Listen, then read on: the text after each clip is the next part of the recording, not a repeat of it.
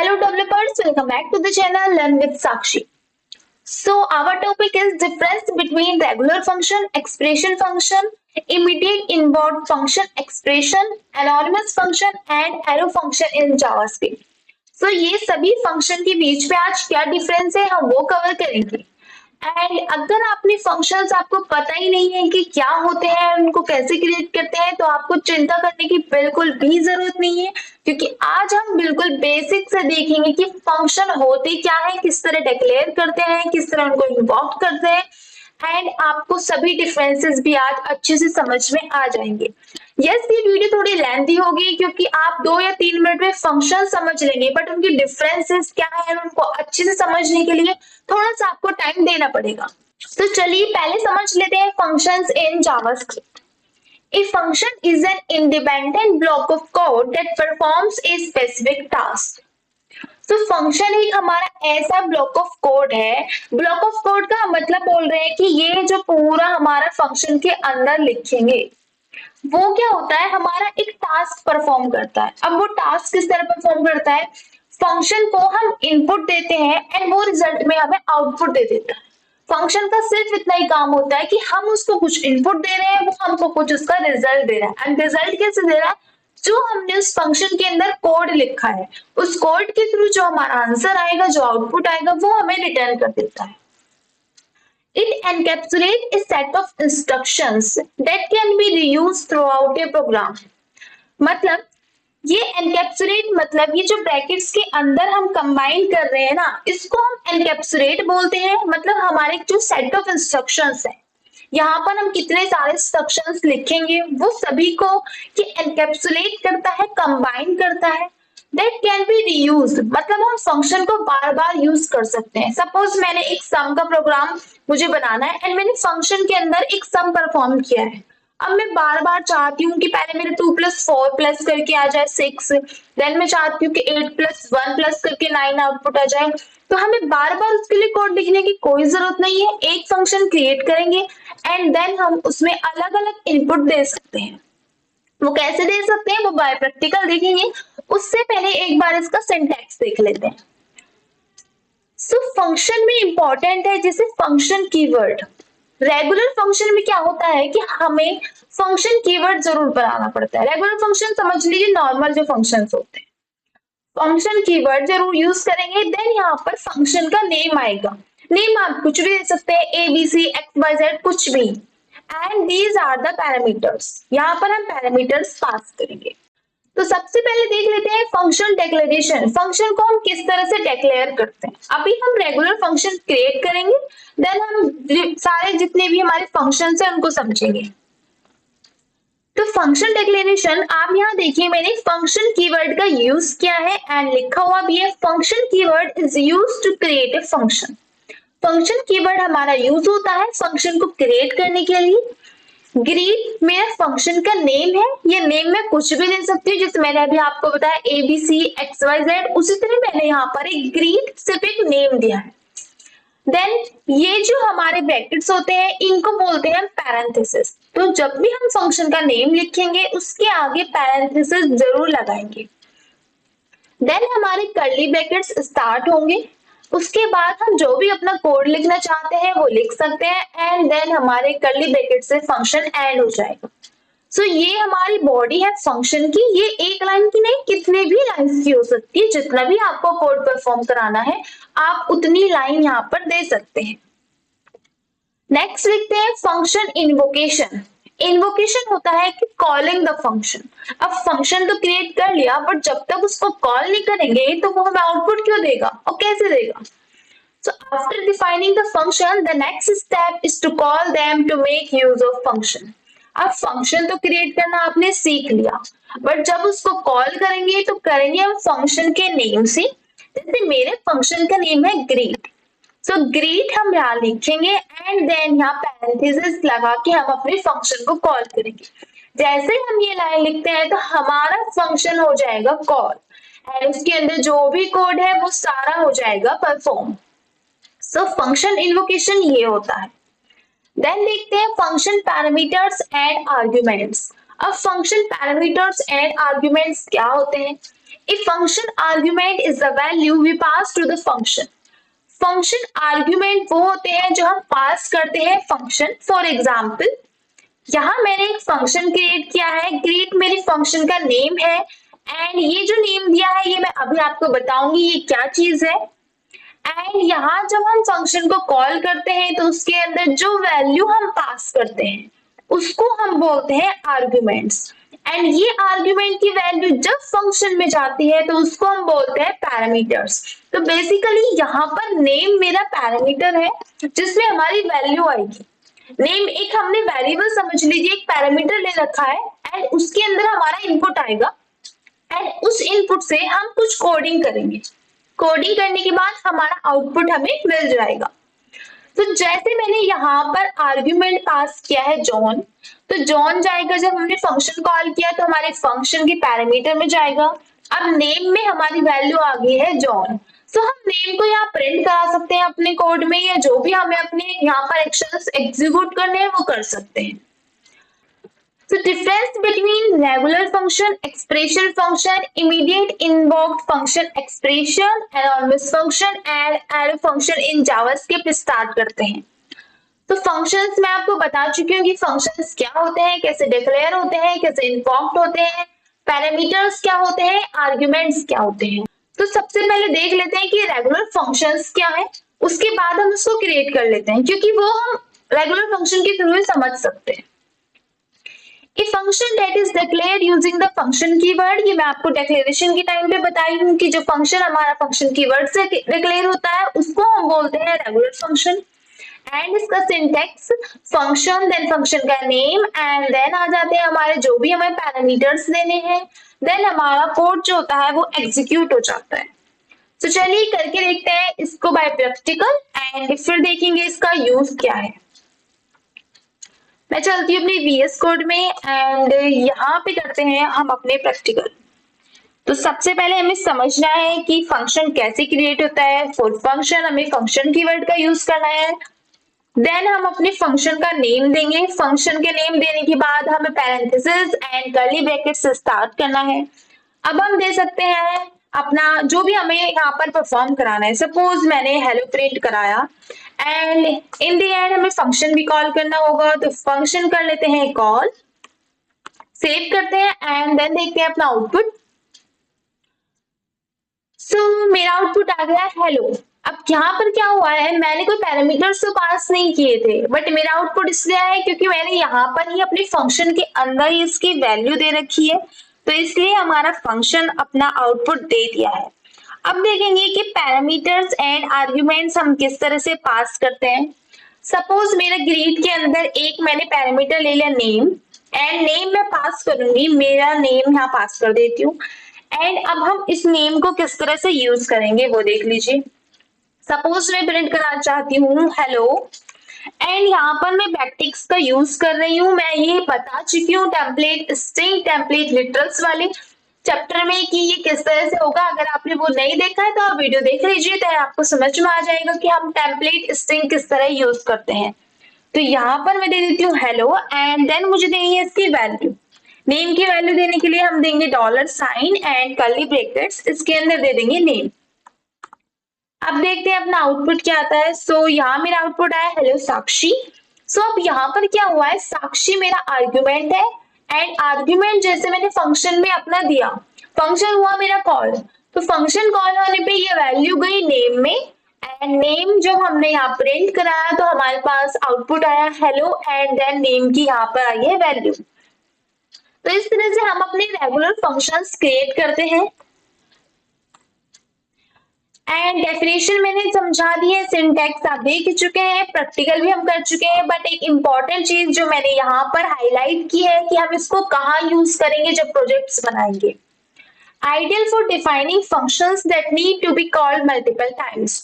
मतलब इस फंक्शन को हम तब क्रिएट करेंगे जब हमें कोई फंक्शन हमें पता है कि ये फंक्शन मुझे बार बार कॉल करना पड़ेगा अपने प्रोजेक्ट में, तो मैं उस टाइम पे अपना रेगुलर फंक्शन क्रिएट करूंगी.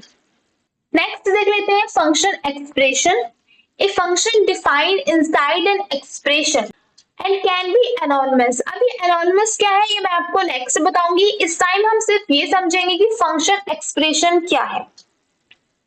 तो इसका सिंटैक्स देख लीजिए, ये कॉन्स्ट हम यहाँ वेरिएबल में स्टोर कराते हैं जब भी अपने फंक्शन एक्सप्रेशन बनाएंगे। वो किस लिए, अभी आपको समझ में आ जाएगा। फंक्शन एंड यहाँ पर मेरा वेरिएबल नेम है, बेसिकली मैंने यहाँ पे फंक्शन नेम लिख रखा है, वो कुछ भी नेम दे सकते हैं। ये मेरा वेरिएबल नेम हो गया। यहाँ पर मैंने एक वेरिएबल क्रिएट किया सबसे पहले। अब वेरिएबल में मैं क्या कर रही हूँ, अपने फंक्शन को स्टोर कर रही हूँ। आप देख रहे हैं ये मेरा वेरिएबल है एंड ये मैंने पूरा फंक्शन इसमें वेरिएबल में स्टोर कर दिया है। तो एक एक्सप्रेशन के इनसाइड हम फंक्शन को जब डिफाइन करते हैं तो उसको हम फंक्शन एक्सप्रेशन बोलते हैं। एंड यहाँ पर मैंने फंक्शन कीवर्ड लिया है।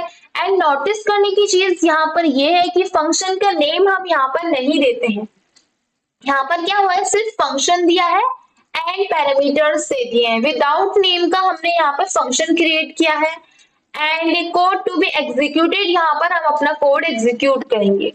वो किस तरह से करेंगे वो एक बार और आपको मैं दिखा देती हूँ किस तरह हम इसको क्रिएट करते हैं। एंड सिंपल फंक्शन ही है, बस डिफरेंस ये है कि वेरिएबल में हमने इसकी वैल्यू स्टोर करते हैं एंड फंक्शन का नेम नहीं देते हैं। तो चलते हैं अब अपने कोड पे एंड यही जो कोड है मैं इसको आपको फंक्शन में किस तरह से हम फंक्शन एक्सप्रेशन में कन्वर्ट करेंगे वो एक बार दिखा देती हूँ। तो कॉन्स्ट एंड में यहाँ पर वेरिएबल का नेम सपोज मैंने दे दिया ग्रीट। ओके, अब हम दे रहे हैं फंक्शन एंड यहाँ पर हम पास कर सकते हैं पैरामीटर। तो पैरामीटर मेरा क्या है, नेम।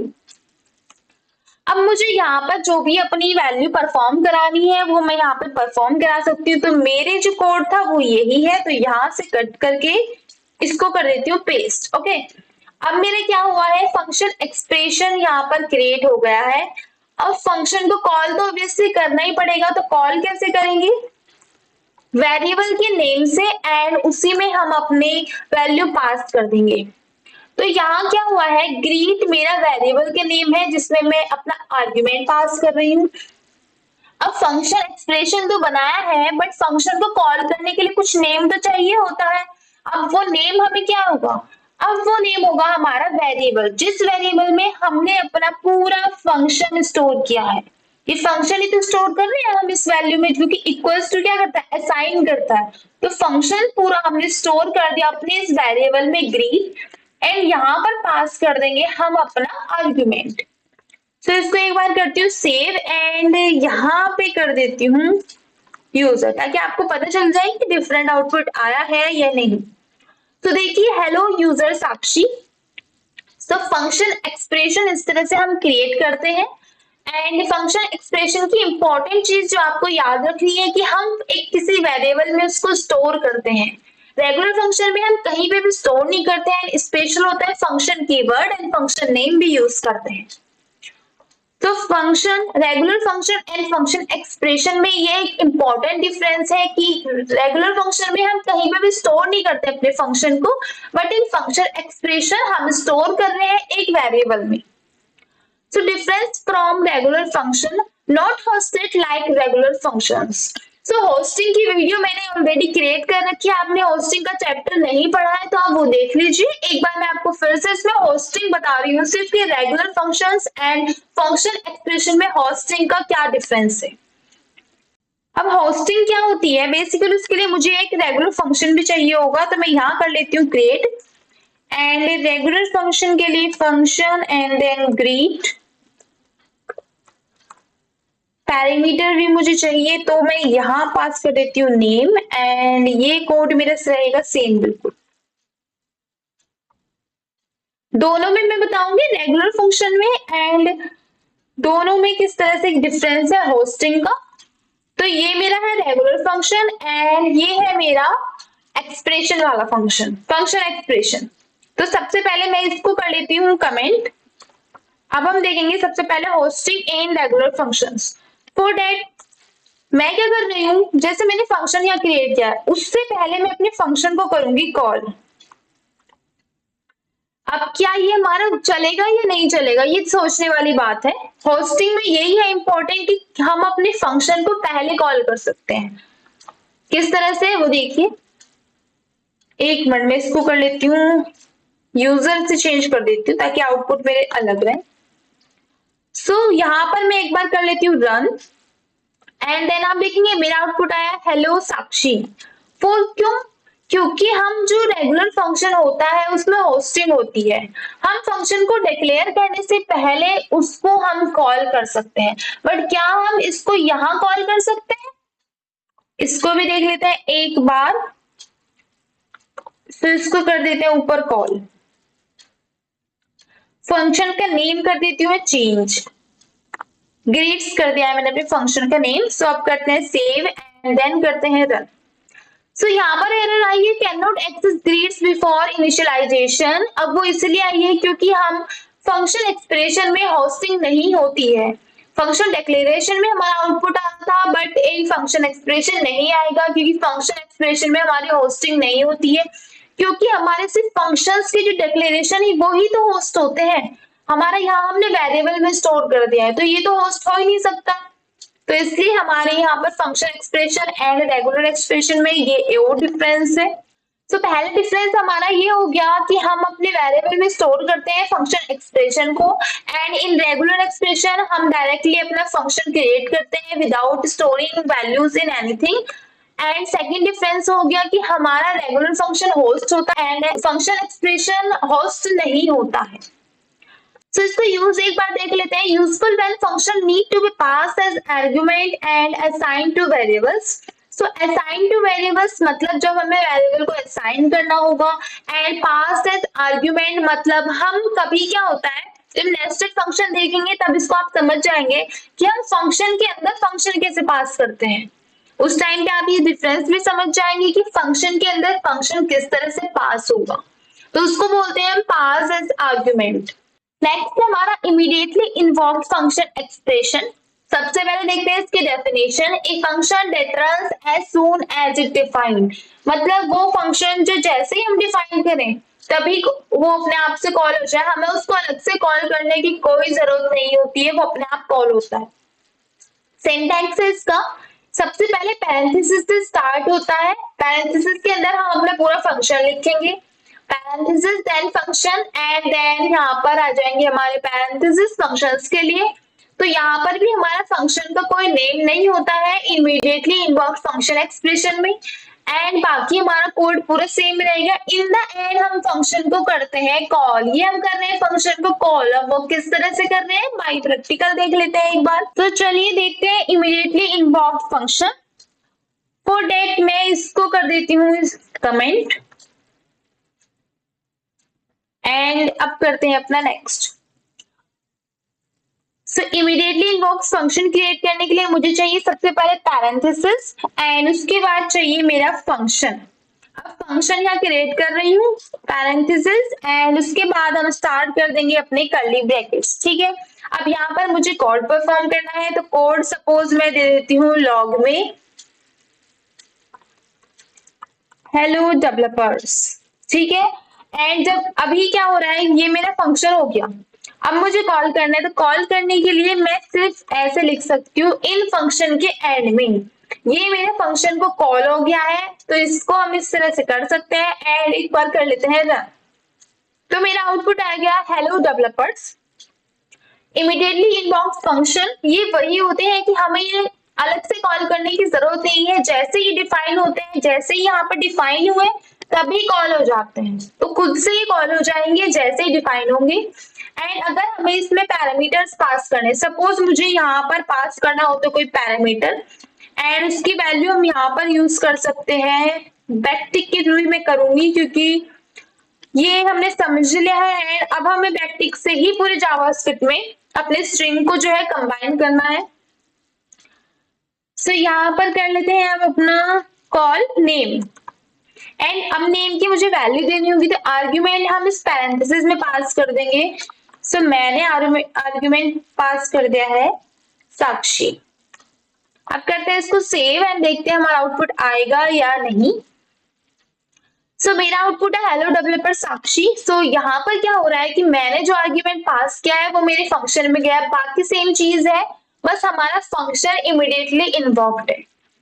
सो ये भी आई थिंक आप समझ गए होंगे अच्छे से। सो नेक्स्ट देखते हैं एनॉर्मस फंक्शंस। सो इसकी डेफिनेशन है a function without a name offer used in function expression, मतलब वो फंक्शन जिनके कोई नेम नहीं होते हैं फंक्शन एक्सप्रेशन में भी यूज होता है। वो कैसे? जब हमने फंक्शन यहाँ पर एक्सप्रेशन क्रिएट किया था तो यहाँ हमने कोई नेम नहीं लिया था, एंड मैंने डेफिनेशन में भी डिफाइन किया कैन बी एनोनिमस, मतलब ये फंक्शंस एनोनिमस होते हैं। सो विदाउट नेम के फंक्शंस को हम एनोनिमस फंक्शंस बोलते हैं। सिंटैक्स इसका देख लीजिए आप, फंक्शन कीवर्ड यूज किया है एंड इसका कोई नेम नहीं है, एंड अगर हमें इसको यूज करना है तो वो हम कैसे करेंगे, पैर greet function and then parenthesis लगाकर हम इसको यूज कर लेंगे। ये आप देख ही चुके हैं फंक्शन एक्सप्रेशन में हम इसको किस तरह यूज करते हैं। बस बेसिकली मेरा यहाँ पर मतलब ये है कि फंक्शन एनोनिमस फंक्शन समझाने का आपको कि वो क्या होते हैं। विदाउट नेम की फंक्शन को ही हम एनोनिमस फंक्शंस बोलते हैं। अब इसको क्या है ना, हम एरो फंक्शंस में भी कन्वर्ट कर सकते हैं, मतलब एरो फंक्शंस भी तो हमारे विदाउट नेम होते हैं, तो ये एरो फंक्शंस भी देख लेंगे हम किस तरह से एनोनिमस फंक्शन क्रिएट करते हैं। So difference from named function. अब नेम्ड फंक्शन से आप यहाँ पर कंफ्यूज मत हो जाना कि ये कौन सा नया फंक्शन आ गया। नेम्ड फंक्शन मतलब रेगुलर फंक्शन जिसमें नेम देते हैं हम, उसको बोलते हैं नेम्ड फंक्शन। यहाँ मैंने इसलिए दिया था कि आपको समझ में आ जाए कि नेम्ड फंक्शन भी बोलते हैं। अदरवाइज सपोज इंटरव्यू में आपसे पूछ लिया कि नेम्ड फंक्शन क्या है, तो आप तो कंफ्यूज हो जाएंगे कि नेम्ड फंक्शन क्या होते हैं। तो इसमें कंफ्यूज होने वाली कोई बात नहीं है, नेम्ड फंक्शन ही हमारे रेगुलर फंक्शंस होते हैं। So डिफरेंस क्या है, can not be directly referenced after it's creation unless it is assigned two variable, मतलब हमारे जो फंक्शन है उसको असाइन करना ही पड़ेगा हमें अपने वेरिएबल को, अदरवाइज हम इसको कॉल नहीं कर सकते हैं। अब कॉल करने के लिए ऑब्वियसली कोई नेम चाहिए, ऐसे तो कॉल नहीं होगा। या तो हम इसको इमीडिएटली इनवॉक फंक्शन बनाए तो कॉल हो जाएगा, अगर हम वो नहीं बना रहे तो कैसे कॉल करेंगे। तो इसलिए हम इसको वेरिएबल में स्टोर करते हैं, उसी से हम इसको कॉल कर सकते हैं। एंड इसको यूज कैसे करेंगे, ideal for call back event handlers, array methods or any scenario where the function is used only once. Basically callbacks, event handler and array methods ये आपने अभी नहीं पढ़े हैं तो मैं इसको अभी नहीं समझा रही हूँ, पहले ये टॉपिक्स कवर करेंगे देन हम समझेंगे कि ये क्यों यूज हो रहे हैं। इसको हम कॉलबैक्स में सबसे ज्यादा यूज करते हैं, एंड कॉलबैक समझने पर ही आपको समझ में आएगा कि इसका क्या यूज है। तो फिलहाल के लिए आप सिर्फ इतना समझिए कि एनोनिमस फंक्शन वो फंक्शंस होते हैं जिनका कोई नेम नहीं होता है। सो नेक्स्ट चलते हैं एरो फंक्शंस पे। Arrow functions are anonymous functions. हमारे एरो फंक्शन एनोनिमस फंक्शंस होते हैं जिनका कोई नेम नहीं होता है, without name but often assign to a variable. बिना नेम के होते हैं बट हम इनको एक वेरिएबल में असाइन कर सकते हैं। For example arrow function and anonymous function में भी एक डिफरेंस होता है। एनोनिमस फंक्शन में हम फंक्शन कीवर्ड यूज करते थे, बट इन एरो फंक्शन हम कोई भी फंक्शन कीवर्ड यूज नहीं करेंगे, ओनली हमारे पैरेंथेसिस ही यूज होते हैं। एरो फंक्शन कैसे क्रिएट होता है वो देखेंगे। सबसे पहले इसका सिंटैक्स देख लेते हैं। कॉन्स्ट एक वेरिएबल लेंगे जिसके अंदर हम अपने एरो फंक्शन देंगे। फॉर एरो फंक्शन इंपॉर्टेंट है हमारा एरो बनता है equals to and greater than के साइन से। सो ये हमारा एरो फंक्शन क्रिएट होता है, बाकी हमारा पूरा फंक्शन सेम रहता है। एंड इसको हम किस तरह से यूज कर सकते हैं एक बार बाय प्रैक्टिकल देख लेते हैं। सो अब हम देखते हैं कि एरो फंक्शन हम किस तरह से क्रिएट कर सकते हैं। सपोज मैंने एरो फंक्शन लिया अपना वेरिएबल ग्रीट एंड देन बनाएंगे हम फंक्शन। फॉर एरो फंक्शन हम एरो क्रिएट करना equals to and greater than के साइन से, एंड लॉग में मैं प्रिंट कर लेती हूँ हेलो। फंक्शन को कर लेते हैं एक बार कॉल एंड देन देखते हैं अपना आउटपुट। तो एक बार मैं कर लेती हूँ इसको रन एंड देखते हैं कि हमारा आउटपुट क्या आता है। तो हेलो मेरा आउटपुट है। सो एरो फंक्शन आई थिंक आप समझ गए कि किस तरह से क्रिएट करना है। एक वेरिएबल लेंगे हम, लेट कॉन्स्ट, कुछ भी आप ले लीजिए, मैं कॉन्स्ट यूज कर रही हूँ, एंड यहाँ पर हमने फंक्शन क्रिएट किया है एरो फंक्शन, एंड बाकी सब हमारा नॉर्मल रेगुलर फंक्शन की तरह ही होता है। अब इसमें एक इम्पॉर्टेंट चीज क्या है, सपोज आपकी सिंगल लाइन है तो आपको ये कर्ली ब्रैकेट्स लगाने की बिल्कुल भी जरूरत नहीं है, एंड आप डायरेक्टली इस तरह से लिख सकते हैं। इसको भी एक बार कर देती हूँ सेव एंड देन करते हैं रन। सो देखिए सिर्फ एक सिंगल लाइन में हम इसको यूज कर सकते हैं। सपोज अब मुझे करना है, मैं चाहती हूँ कि मेरा स्क्वायर हो जाए किसी एक वैल्यू का, एंड मैं यहाँ पर एक वैल्यू पास करूंगी जिसका आउटपुट मुझे मिलना चाहिए। सपोज मैं ले रही हूँ 4, तो 4 का स्क्वायर आना चाहिए मेरा 16। उसके लिए मुझे चाहिए एक पैरामीटर। तो मैंने अपने जो पैरेंथेसिस है उसके अंदर ही हम एक पैरामीटर पास करेंगे। अब उसको किस तरह से हम यूज कर सकते हैं, इसकी हमें भी कोई जरूरत नहीं है console.log की। तो अभी मैं क्या चाहती हूँ कि मेरा हो जाए रिटर्न x इंटू एक्स, तभी तो मेरा स्क्वायर होगा। एंड अगर मुझे इसका आउटपुट चाहिए तो लॉग में प्रिंट कराना होगा। तो मैं अपने फंक्शन के कॉल को पूरे अपने लॉग में डाल देती हूँ ताकि मेरा आउटपुट जो भी आए वो यहाँ पर हो जाए प्रिंट। सो करते हैं इसको रन एंड हमारा आउटपुट आया 16। सो अब हमारा क्या फंक्शन तो हमें समझ में आ गया है कि रिटर्न किस तरह से यूज करते हैं, बट यहाँ पर हम क्या कर सकते हैं, ब्रैकेट्स हटा सकते हैं एंड इसको रिटर्न की भी हमें कोई जरूरत नहीं है। सो सिर्फ इस तरह से भी हम कर सकते हैं एंड इसको एक बार मैं फिर से रन कर देती हूँ। तो मेरा आउटपुट आया फिर से 16। एंड वन इंपॉर्टेंट चीज एरो फंक्शन में कि अगर हमारे सिंगल आर्ग्यूमेंट है तो हम विदाउट पैरेंथेसिस भी इसको यूज कर सकते हैं, क्योंकि मैंने यहाँ पर क्या है सिंगल आर्गुमेंट x है तो मैं इसको इस तरह यूज कर रही हूँ एंड रन करूंगी तो मेरा आउटपुट आएगा। तो आप देख रहे हैं सिर्फ एक लाइन में हम पूरा फंक्शन क्रिएट कर रहे हैं। एंड ये कंफ्यूज होने की बात नहीं है कि यहाँ पर पैरेंथेसिस नहीं है तो हमारा फंक्शन नहीं है। अगर आपको कभी भी इंटरव्यू में पूछा जाए कि फंक्शन है या नहीं है तो एरो फंक्शन के लिए बस एक एरो देख लीजिए तो समझ में आ जाएगा कि वो एरो फंक्शन है या नहीं है। तो regular function and arrow function में ये भी एक इम्पॉर्टेंट डिफरेंस है कि इसमें हम एरो यूज करते हैं एंड इसमें एरो वगैरह कुछ यूज नहीं होता है। तो एग्जाम्पल भी हम देख चुके हैं एंड एक बार डिफरेंस देख लेते हैं arrow function from regular function से। Does not have its own this context. अब ये दिस क्या है, दिस कीवर्ड क्या है, अब हम इसका क्या यूज करते हैं, फॉर दैट मैं अलग से समझाऊंगी दिस। सो फॉर इसके लिए आपको दिस कीवर्ड का चैप्टर देखना पड़ेगा। सो आप वेट कीजिए उसके लिए एंड यूज कहाँ कर सकते हैं, ideal for short, obviously short code जो हमें लिखना हो, concept function specially for non method functions के लिए। सो ये हमारे डिफरेंस हो गए, जितने भी हमने डिफरेंस देखे हैं आई थिंक आप समझ में आ गए होंगे आपको अच्छे से। सो फॉर नोट्स आप टेलीग्राम चैनल ज्वाइन कर सकते हैं, मैं अपनी पीपीटी वहां पर शेयर कर दूंगी, आपके पास नोट्स होंगे तो आपको रिवीजन करने में थोड़ा इजी रहेगा। एंड अगर आपको कोई भी डाउट है तो आप कमेंट सेक्शन में पूछ सकते हैं। एंड वीडियो को लाइक कीजिए, शेयर कीजिए एंड चैनल को सब्सक्राइब कीजिए। Thank you so much for watching.